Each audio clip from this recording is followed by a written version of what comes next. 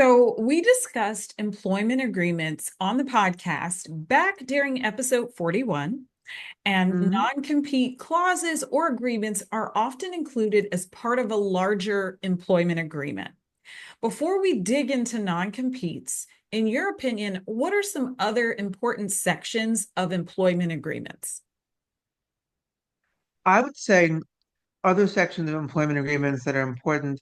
And when you say important, you're referring to from the business owner's perspective, the employer, or from the employee's perspective of what to look for?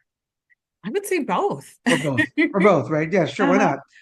not? Why don't we start with the employer's side first? I do represent a handful of employees in matters, but I'd say 80 to 85% of my work is for the small and mid-sized business owner, the tech company, the startup, the restaurant. So we'll start from the employer point of view.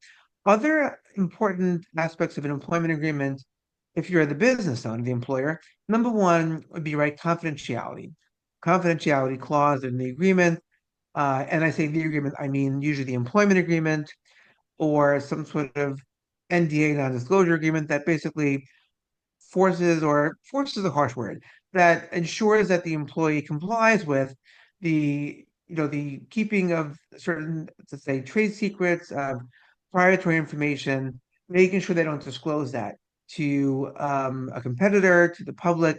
So you want to have like sound confidentiality clauses and provisions in an employment agreement. And number two, conflict of interest provisions. That, let's say, if an employee, for example, wants to try to work on the side hustle for one of your customers or clients, that might create a conflict of interest.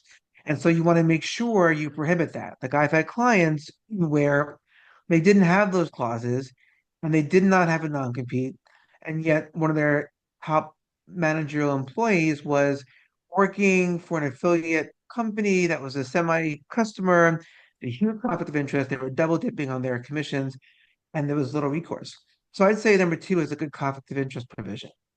And then maybe number three, because just to sake of time, maybe I'll give three examples, right? Would be, but I'd say number three would be a protection of proprietary information, right? Meaning that a client won't steal or take your trademarks, won't use your copyrighted materials and infringe upon those copyrights.